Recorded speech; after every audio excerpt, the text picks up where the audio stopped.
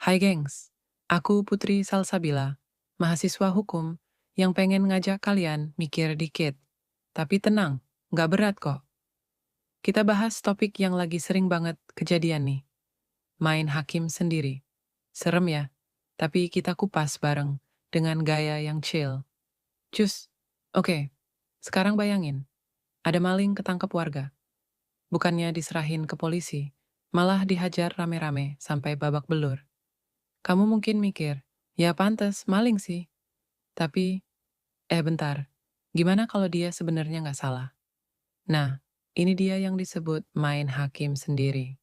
Ketika orang-orang mengambil alih peran penegak hukum karena emosi, baper, atau karena nggak percaya sama sistem hukum. Dalam filsafat hukum, ini nggak dibenarkan sama sekali. Karena hukum itu berdiri atas dasar.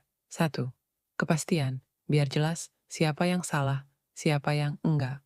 Dua, keadilan, nggak cuma untuk korban, tapi juga buat si tertuduh. Tiga, prosedur, semua ada aturannya, nggak bisa asal. Contohnya, di sebuah kota, ada seorang bapak yang baru beli motor bekas. Dia lewat di gang sempit, dan tiba-tiba warga teriak, "Itu maling motor," karena motornya mirip yang hilang kemarin. Tanpa konfirmasi, warga langsung mukulin si bapak. Ternyata STNK-nya lengkap. Salah orang. Si bapak trauma, dan warga bisa kena pidana penganiayaan. Pelajaran.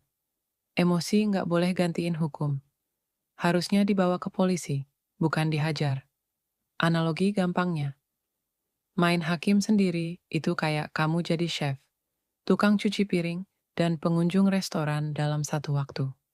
Nggak ada keseimbangan. Akhirnya, makanan nggak enak, piring pecah, semua berantakan. Penegakan hukum tuh punya alur. Satu, polisi, nyelidikin. Dua, jaksa, nuntut. Tiga, hakim, mutusin. Dan ini penting, biar keadilan nggak jadi hasil emosi sesaat. Jadi guys, meskipun kita kesel banget lihat pelaku kejahatan, main hakim sendiri bukan solusi. Itu bukan keadilan, itu balas dendam. Dan balas dendam itu sering salah sasaran. Aku Putri Salsabila, dan menurut aku, kalau kita pengen hidup di negara hukum yang benar, ya mulai dari satu hal, percaya proses hukum bukan emosi. Sampai ketemu di video selanjutnya.